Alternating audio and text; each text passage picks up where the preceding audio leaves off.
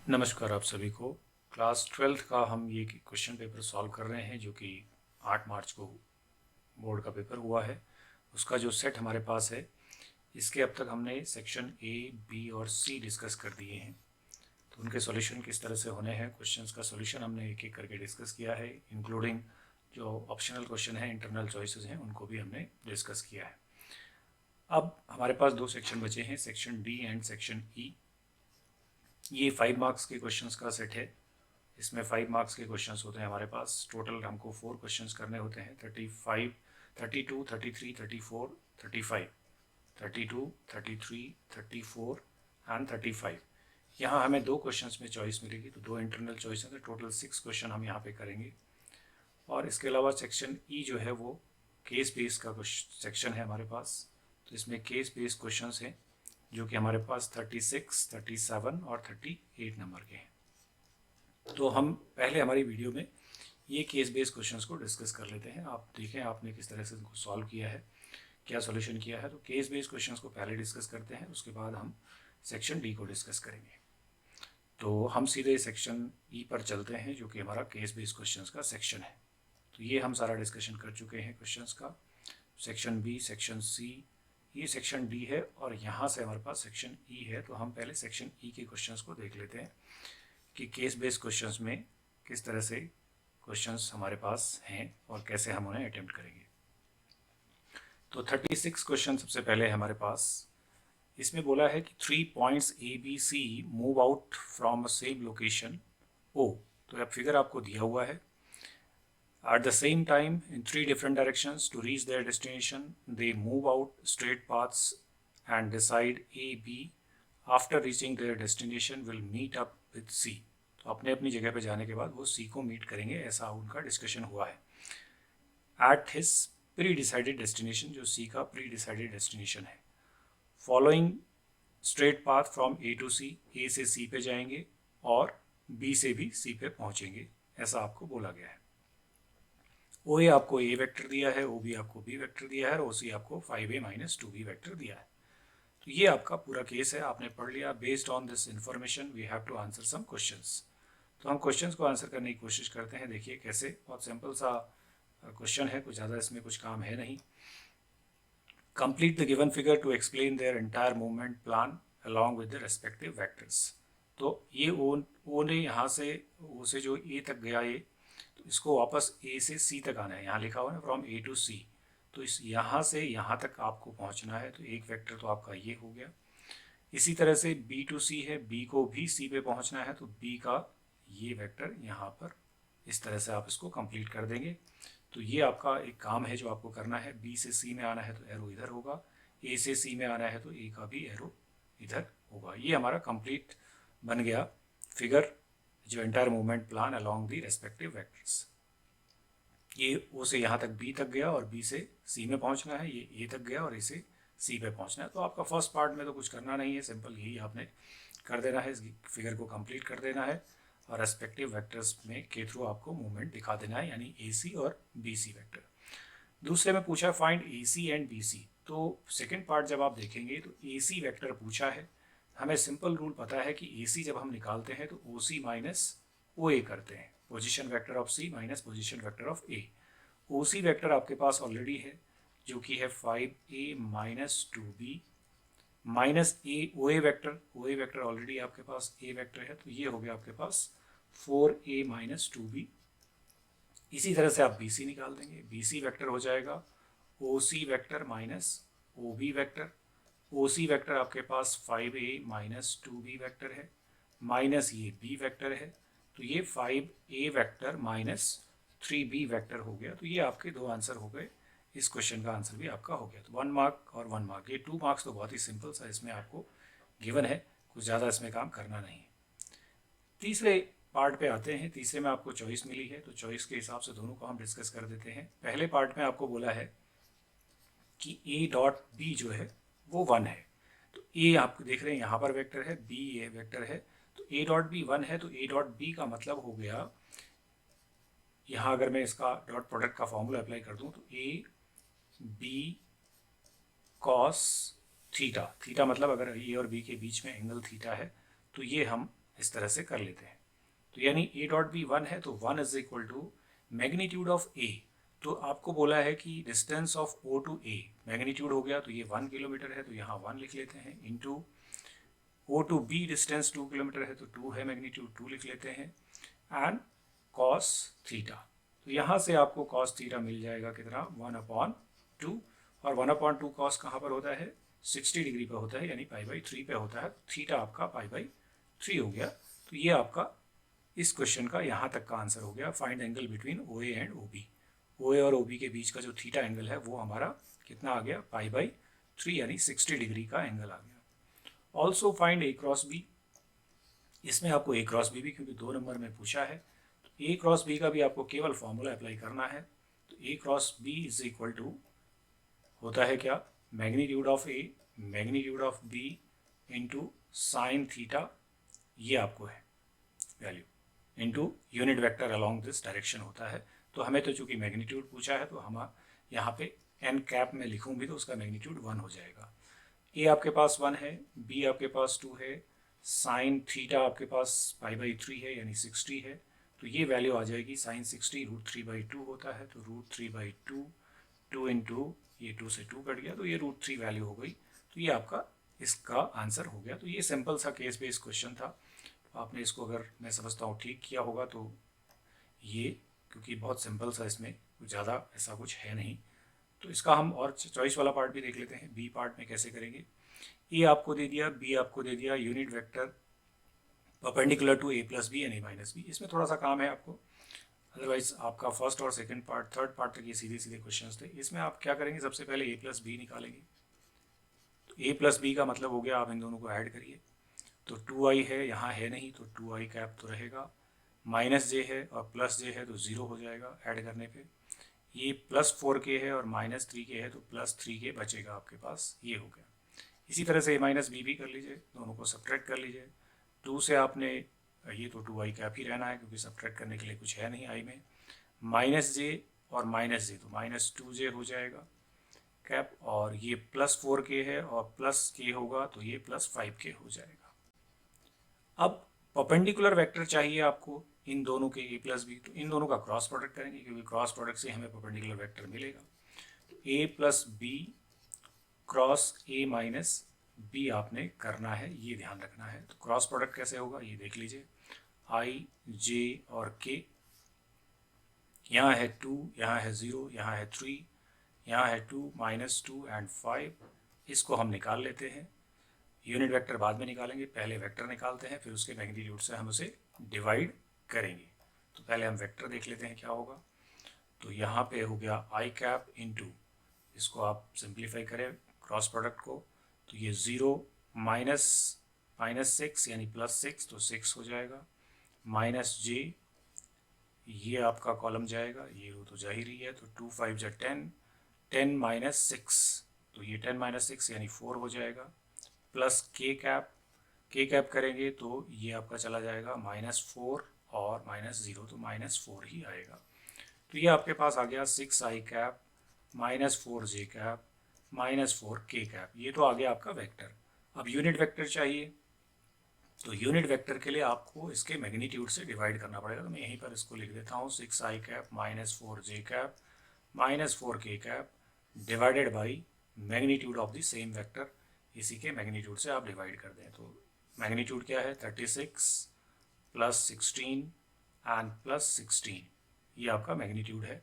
तो आप देखेंगे तो 36 और 16 आपका 32 हो गया, 32 और 36, 32 और 36, 68 ये आपके पास है। तो आप इसको ऐसे ही लिख देंगे, 6i cap -4j cap -4k cap divided by √68। तो ये इस तरह से आपका सिंपल हो गया। अगर चाहे तो थोड़ा सिंप्लीफाई करें, बट ऑलमोस्ट आपका ये सॉल्यूशन इस तरह का इसका सॉल्व हो गया। तो आपने देखा किस तरह से सिंपल सा क्वेश्चन था हमारे पास। पहला केस बेस्ड क्वेश्चन जो है वो सिंपल था। चलिए देखते हैं दूसरा केस बेस्ड क्वेश्चन क्या है हमारे पास। ये है हमारे पास दूसरा वाला केस स्टडी का क्वेश्चन। इसमें क्या बोला गया है इसको देख लेते हैं, पहले इसको पढ़ लेते हैं क्वेश्चन को।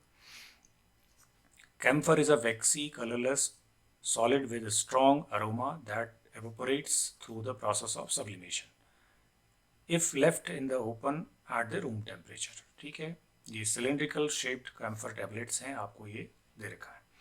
A cylindrical camphor tablet whose height is equal to the radius, सबसे पहले नोट कर लें आप, h is equal to r है। Evaporates when exposed to air such that the rate of reduction of its volume is proportional to its surface area। thus ये आपको दे दिया है dv upon dt is equal to k into s। ठीक है, ये आपको डिफरेंशियल इक्वेशन के फॉर्म में दे दिया है, जहां v वॉल्यूम है जो कि सिलेंडर का वॉल्यूम है। सिलेंडर का वॉल्यूम है पाई आर स्क्वायर एच, और h चूंकि r के बराबर है तो ये पाई आर क्यूब हो जाएगा, h की जगह हम r लिख देंगे। s सरफेस एरिया है।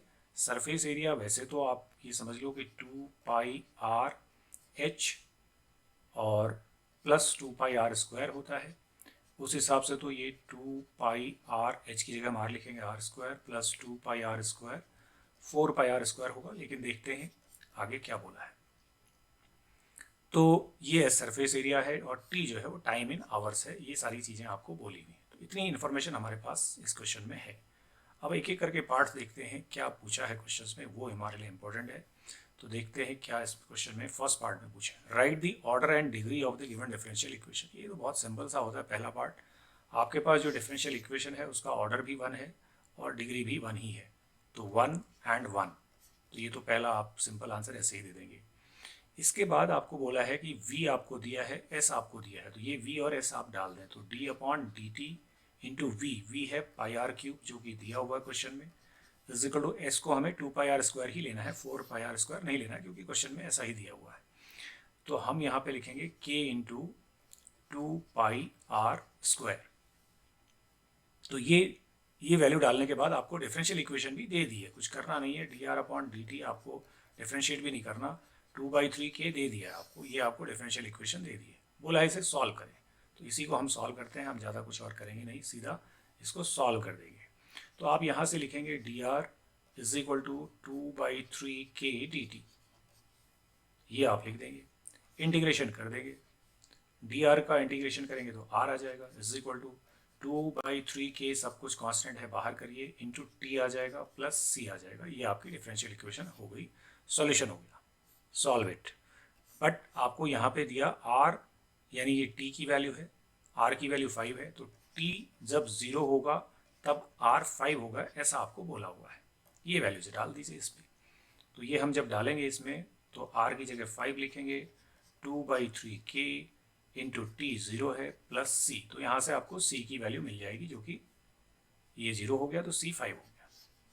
तो आपकी जो डिफरेंशियल इक्वेशन का सॉल्यूशन है वो आर इज इक्वल टू हो जाएगा 2/3 के टी प्लस 5। ये आपका यहाँ से सॉल्यूशन हो गया। तो इस सेकंड पार्ट का आंसर भी आपका बहुत ही सिंपल सा सॉल्यूशन है, ये आपने कर दिया, 1 नंबर आपको इसके लिए मिल जाएगा। अब आते हैं हम इसके थर्ड पार्ट पे। थर्ड पार्ट 2 नंबर का है। तो तीसरे पार्ट को जरा देखिए क्या करेंगे तीसरे पार्ट में। It is given that r is equal to 3, r 3 दिया है, कब, when t is equal to 1। तो r को 3 डालते हैं और t को 1 डालते हैं, देखते हैं क्या होता है। 3 is equal to 2/3 k into T 1 है प्लस 5 है, तो यहाँ से हम k निकाल सकते हैं। तो 5 को शिफ्ट करेंगे तो 3 - 5 -2 हो जाएगा, इज इक्वल टू 2/3 k हो जाएगा। यहाँ से आपको 3 2 जा 6 और ये 2 से 2 कटेगा तो k की वैल्यू -3 मिल जाएगी। तो k की वैल्यू आ गई -3। तो find the value of k, यही बोला है। तो k हमने निकाल दिया, -3 हो गया, 1 नंबर हो गया। Hence find t for r is equal to 0। अब t भी निकालो कह रहा है, r 0 होने पे क्या होगा, तो हम ये भी कर देते हैं। r 0 होगा तो t निकाल लेते हैं, डालते हैं इसी में। तो r 0 is equal to 2/3 k हम निकाल चुके हैं, k की वैल्यू हमारे पास -3 है, तो -3 इंटू टी हमें निकालना है प्लस 5 है, ये हमारे पास डाल दिया वैल्यूज़। तो अब यहाँ से आपको t निकाल लेना है। दिस इम्प्लाइज, ये आपका देखिए 3 यहाँ पे कट जाएगा, -2 हो जाएगा और ये -5 हो जाएगा, तो t इज इक्वल टू 5/2 आ जाएगा। ये आपका यहाँ पे आंसर हो गया। तो 2 नंबर का ये क्वेश्चन, इतने में आपके 2 मार्क्स हो जाएंगे इस क्वेश्चन में। नहीं, अगर आपने इसका चॉइस वाला पार्ट किया है तो उसको भी हम देख लेते हैं। चॉइस वाले में क्या करेंगे ये भी डिस्कस कर लेते हैं। ये देख लेते हैं हम लोग, चॉइस वाला पार्ट इधर करते हैं इसको, यस। तो इसमें हम अगर ये करना चाहते हैं तो ये दिया हुआ है r is equal to 1, t is equal to 1, find the value of k। लेकिन उसी में आपके पास जो था r1 डालना है इसमें, और 2/3 k t को भी आपने 1 लेना है, प्लस 5। तो यहाँ से k की वैल्यू डिफरेंट आएगी, तो यहाँ से हमारे पास 1 minus 5 is equal to 2/3 k, और ये -4 इंटू 3/2, ये हमारी k की वैल्यू आती है यहाँ से, यानी -6। तो k -6 आ जाएगा यहाँ से, अगर आप दूसरे पार्ट को करेंगे तो इसमें। तो जैसे ही आपका k -6 आ गया तो ये निकल गया। Hence find t when r is equal to 0, तो r को 0 कर देना है। 2/3 k आपने निकाल दिया, -6, t निकालना है आपको, प्लस 5। तो ये आप सिंपल से फिर कर देंगे, -2 यहाँ पे हो गया, तो ये आ गया t is equal to -5/-4, that is 5/4। तो ये बहुत सिंपल सा क्वेश्चन है, ऑर्डिनरी क्वेश्चन आपको दिया हुआ है। इसमें केस स्टडी का सेकंड क्वेश्चन, सिंपल सा क्वेश्चन है, आप इसको सॉल्व कर सकते थे अगर आपने थोड़ा सा भी इसको ठीक से समझ के किया है। ठीक है, बस केस स्टडी क्वेश्चन को समझना ही आपके लिए इम्पोर्टेंट होता है, इसीलिए ये CBQ है, कॉम्पिटेंसी बेस्ड क्वेश्चन जो CBSE कहते हैं, कि आपको समझ में आना चाहिए क्वेश्चन कैसे कैसे करना है, तो ये आपका हो जाएगा। आइए तीसरा क्वेश्चन देखते हैं। तीसरे क्वेश्चन में क्या पूछा है हमसे, ये हमारे पास थर्ड केस बेस्ड क्वेश्चन है, ये प्रोबेबिलिटी का क्वेश्चन लग रहा है। देखते हैं क्या है इसमें। Based upon the result of regular medical checkup, तो ये क्वेश्चन है, और in a hospital it was found that out of 1000 people, total हमारे पास 1000 है। अच्छा, 7 वेर वेरी हेल्दी, तो 700 जो पीपल हैं वो वेरी हेल्दी हैं। इसके अलावा 200 जो है वो एवरेज हेल्दी हैं, यानी AH लिख देता हूँ मैं, एंड 100 जो है वो पुअर हेल्दी हैं, यानी पुअर हेल्थ रिकॉर्ड है उनका। तो very healthy, average healthy and poor health record वाले ये आपके लोग हैं टोटल आउट ऑफ इसमें से। तो आपको यहाँ पे कुछ दिया हुआ है A1 A2 A3, तो बहुत सिंपल सा काम है। PA1 हमारे पास कितना हो जाएगा, 700/1000, ये हो जाएगा। PA2 कितना हो जाएगा, जो कि एवरेज हेल्थ वाले हैं, तो 200/1000 हो जाएगा। और PA3 कितना हो जाएगा, यहाँ पर ही हमने प्रोबेबिलिटी सारी लिख दी हैं इस तरह से, ये तीनों की प्रोबेबिलिटी हमने यहाँ पर लिख दी है। अब हम देखते हैं during a pandemic the data expressed that the chances of people contracting the disease from category A1, A2, A3, ये हमारी चांसेस हैं इन कैटेगरी के पीपल के उस पेंडेमिक में expressed as a people that contracting the disease. तो disease उनको हो सकती है या कॉन्ट्रैक्ट कर सकते हैं डिजीज़ के लिए, तो उनके लिए हमें ये प्रोबेबिलिटी दे रखी है। मतलब हम अगर मान लें ई जो है वो इवेंट है ऑफ कॉन्ट्रैक्टिंग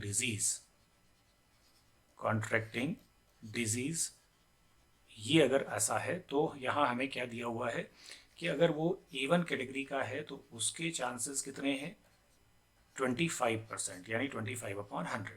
अगर वो A2 कैटेगरी का है, एवरेज हेल्थ रिकॉर्ड वाला है, तो उसके इस डिजीज कॉन्ट्रैक्ट करने के चांसेस कितने हैं, 35/100। और अगर वो तीसरी कैटेगरी का है यानी पुअर हेल्थ रिकॉर्ड का है तो उसके हैं 50%, यानी ये मैं लिखूंगा यहाँ पे E, और 50% मतलब 50/100। ये सारी इन्फॉर्मेशन यहाँ तक हमें आ गई। अब आते हैं फर्स्ट क्वेश्चन क्या पूछ रहा है, सीधे क्वेश्चन पे आ जाते हैं। A person was tested randomly, एक पर्सन को हमने टेस्ट किया रेंडमली इन सारे पीपल में से। What is the probability that he or she has contracted the disease, यानी आपको PE निकालना है, बहुत ही सिंपल। ये टोटल प्रोबेबिलिटी है, मैंने ये मेरी पिछली वीडियोस में कई बार ये डिस्कस कर चुका हूँ, टोटल प्रोबेबिलिटी हम कैसे निकालते हैं। तो ये टोटल प्रोबेबिलिटी पूछ रहा है PE, तो ये क्या होगा, ये होगा PA1 into PE/A1 plus PA2 into PA/A2 E/A2 E/A2 plus PE3/A3 into PE/A3। ये सिंपल काम करना है आपने, तो 2 नंबर का क्वेश्चन है, टोटल प्रोबेबिलिटी आपको निकालनी है। वैल्यूज डाल देते हैं और निकाल देते हैं कितनी होगी। So let us calculate the values. PA1 हमने लिखा हुआ है 700, अपॉन 1000 मल्टीप्लाइड बाई ये है 25 अपॉन 100 प्लस PA2 ये देखिए 200 upon 1000 multiplied by PE/A2 35 upon 100 plus A3 100 है अपॉन 1000। देखो सिंप्लीफाई नहीं किया है मैंने क्योंकि मेरी कैलकुलेशन में मेरे को यहाँ पे आसानी हो जाएगी, इसलिए ये हमने आप देख रहे हैं कैलकुलेशन में इसको एज इट इज़ ही लिख दिया है। तो यहाँ से 2 जीरो मैं कैंसिल कर सकता हूँ, यहाँ से 2 जीरो कैंसिल कर सकता हूँ, यहाँ से 2 जीरो भी मैं कैंसिल कर सकता हूँ। अब आपके पास बचा कितना, ये 175 बच गया अपॉन 1000 प्लस ये बच गया 70 अपॉन 1000 प्लस ये बच गया 50 upon 1000 is equal to, add कर लेते हैं 175 और 50, 225 और 70 295 अपॉन 1000। चाहे तो आप इसे लिख लें 0.295 या लिख लें इसको आप परसेंटेज में लिखना चाहते हैं तो 29.5% भी लिख सकते हैं। ये हो गया, तो ये हमारी टोटल प्रोबेबिलिटी आ गई है।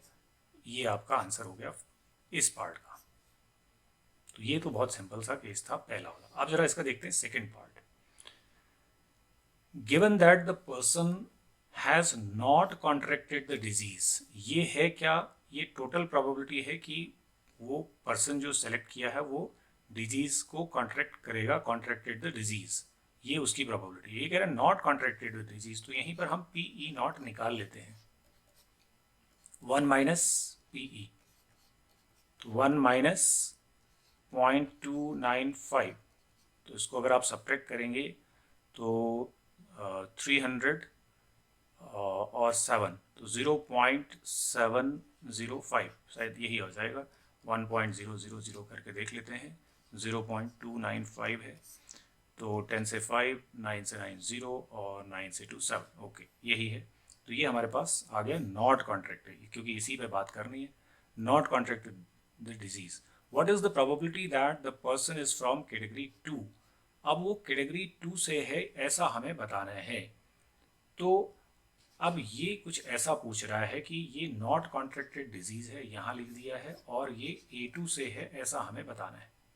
तो ये बेइस थ्योरम तो है, बट यहाँ पे नॉट के लिए करनी है, ये ध्यान रखना है हमने। तो ये PE नॉट है, यहाँ पे थोड़ा सा ध्यान रखेंगे, मैं इसको दोबारा से लिखता हूँ, ये E नॉट के लिए करना है। इसका मतलब हमें यहाँ पे जब हम इसको करेंगे तो हम यहाँ पे क्या लिखेंगे, PA2 into PE not upon A2 divided by ये जो नॉट की है यानी PE नॉट, ऐसा लिखेंगे, तब जाकर के ये सॉल्व होगा। यानी ये बेइस थ्योरम है लेकिन नॉट के लिए करनी है, ये ध्यान रखना है। तो इतना सा इसमें हमारा काम है, वो ध्यान में हमको रखना है और वैल्यूज़ डाल देनी है। चलिए वैल्यूज़ डाल देते हैं। PA2 हमारे पास ऑलरेडी है, तो PA2 की वैल्यू हम देख लेते हैं क्या है हमारे पास। PA2 ये हमारे पास यहाँ पर है 200 अपॉन 1000, तो ये वैल्यू यहाँ लिख लेते हैं 200 upon 1000 multiply by E not upon A2। अब इसको कहाँ से लाएंगे, ये यहाँ से मिलेगा हमें। E/A2 तो पता है, बट हमें नॉट चाहिए, तो हम नॉट कर लेंगे, तो 1 माइनस कर देंगे इसको, तो यहाँ से भी हम इसको 35 है, तो ये बचेगा 1 माइनस 35 अपॉन 100, ऐसा ये आ जाएगा। अपॉन ये आपके पास 0.705 तो है ही, बस इतना सा आपने इसमें आंसर दे देना। इसको थोड़ा सिंप्लीफाई कर लेते हैं, तो ये 200 हो गया इंटू ये 60 35 40 65 हो गया, अपॉन ये है 1000 और ये है 100, और ये हमारे पास डिवाइड में है 0.705। इसको हमें सिंप्लीफाई कर लेना, तो ये ज़ीरो मैं यहाँ से ही कैंसिल कर देता हूँ और ये मैं सीधा आंसर लिख देता हूँ, जो कि 65 अपॉन 1000 से मल्टीप्लाई करूँगा तो 705 है। चाहे तो थोड़ा सिंप्लीफाई कर सकते हैं, 5 से 13 जा और 5 1 जा 220, 5 4 जा 5 1 जा 13 अपॉन 141 ये हमको दिख रहा है, तो लगभग ये आपका ये आंसर होगा। इस तरह से ये तीनों केस स्टडीज़ क्वेश्चन जो है हमने समझे हैं। अगर आपने इस तरह से इनको किया है तो ये आपके सही हैं। तो ये तीनों के सॉल्यूशन थे। कोई बहुत ज़्यादा मुश्किल होता नहीं है, लेकिन अगर समझ में नहीं आया तो फिर मुश्किल है। तो ये हमारे तीनों केस स्टडी के क्वेश्चन हैं। तो अब हमारे पास सेक्शन बी बचता है। अब सेक्शन बी में जल्दी ही उसका सॉल्यूशन भी अपलोड करूँगा। उसमें हमारे पास 4 + 2 6 क्वेश्चन है जो हम डिस्कस करेंगे। तो कैसे उन क्वेश्चंस का सॉल्यूशन है वो अब नेक्स्ट वीडियो में मैं अपलोड करूँगा। तब मिलते हैं नेक्स्ट वीडियो में। तब तक के लिए नमस्कार।